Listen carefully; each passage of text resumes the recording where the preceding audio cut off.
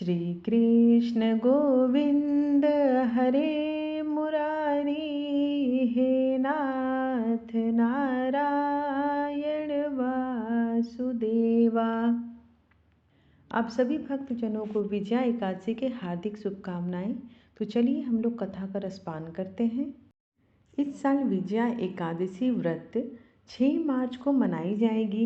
विजया एकादशी पर इस साल ग्रहों को अद्भुत सहयोग बन रहा है। इस साल विजया एकादशी पर बुध का राशि परिवर्तन हो रहा है। इसके बाद शुक्र का राशि परिवर्तन इसके अगले दिन महाशिवरात्रि से पहले हो रहा है। कहा जाता है कि इस व्रत को करने से पहले सोने, चांदी, तांबे या मिट्टी का एक घड़ा बनाया जाता है। उस घड़े में जल भरकर उसमें 5 पल्लव रखना चाहिए। वे इस बार विजया एकादशी बहुत खास है। इस दिन व्रत का संकल्प करके एकादशी व्रत की कथा पढ़नी चाहिए। एक दिन धर्मराज युधिष्ठिर ने कहा, हे जनार्दन, फाल्गुन मास के कृष्ण पक्ष की एकादशी का क्या नाम है तथा उसकी विधि क्या है? कृपया कर मुझे बताइए। श्री भगवान ने कहा, हे राजन, फाल्गुन मास के कृष्ण पक्ष के एकादशी का नाम विजया एकादशी है। इसके व्रत के प्रभाव से मनुष्य को विजय की प्राप्ति होती है।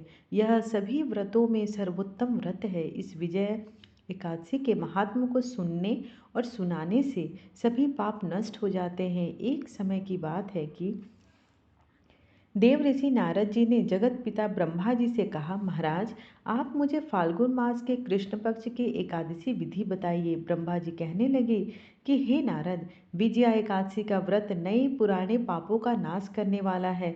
इस विजया एकादशी की विधि मैंने कभी किसी को नहीं बताई।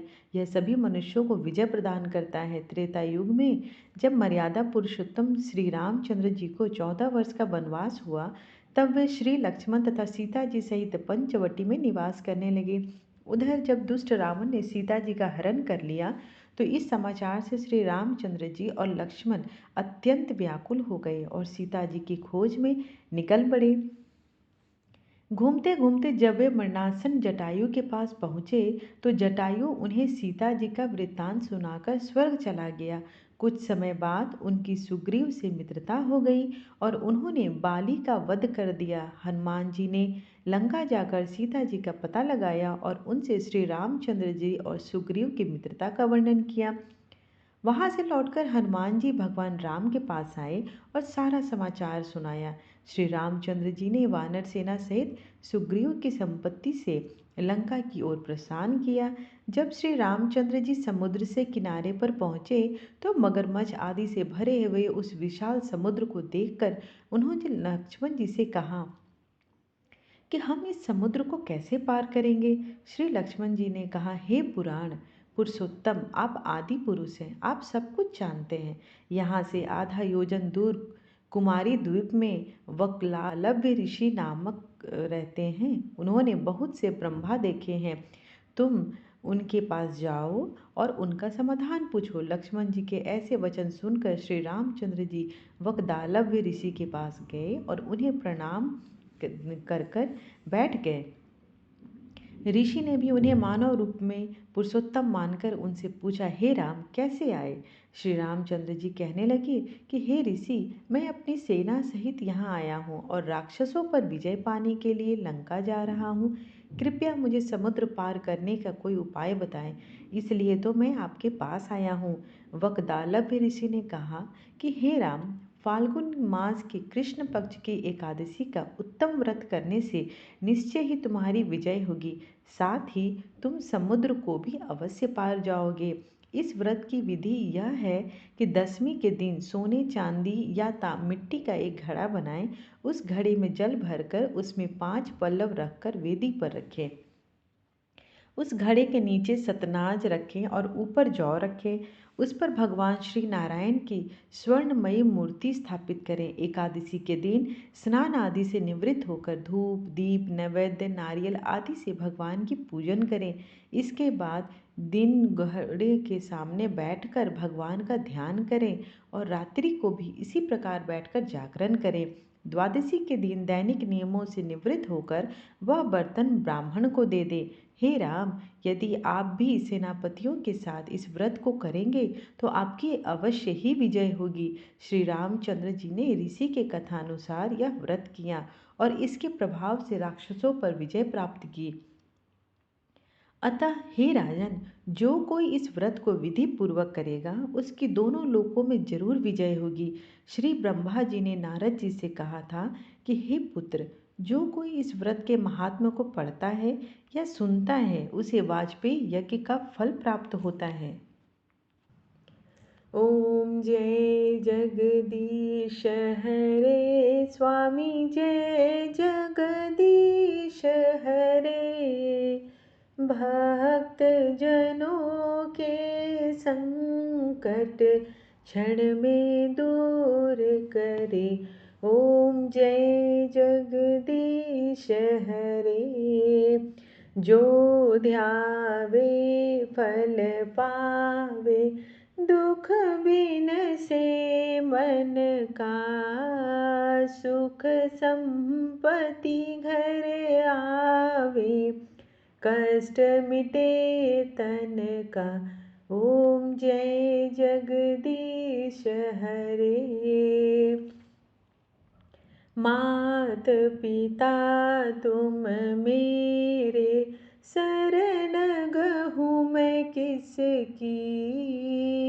स्वामी शरण गहूँ मैं किसकी, तुम बिन और न दूजा। आस करूँ मैं जिसकी। ओम जय जगदीश हरे। तुम पूरन परमात्मा, तुम अंतर्यामी। पार ब्रह्म परमेश्वर, तुम सबके स्वामी। ओम जय जगदीश हरे। तुम करुणा के सागर, तुम पालन करता। मैं मूरख खल कामी, कृपा करो भरता। ओम जय जगदीश हरे।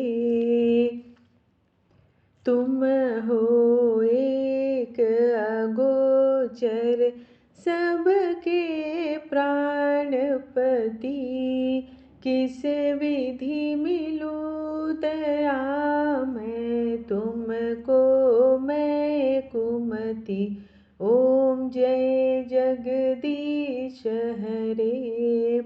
दिन बंधु दुख हरता, तुम ठाकुर मेरे। अपने हाथ उठाओ, द्वार पड़ा मैं तेरे। ओम जय जगदीश हरे। विषय विकार मिटाओ, पाप हरो देवा।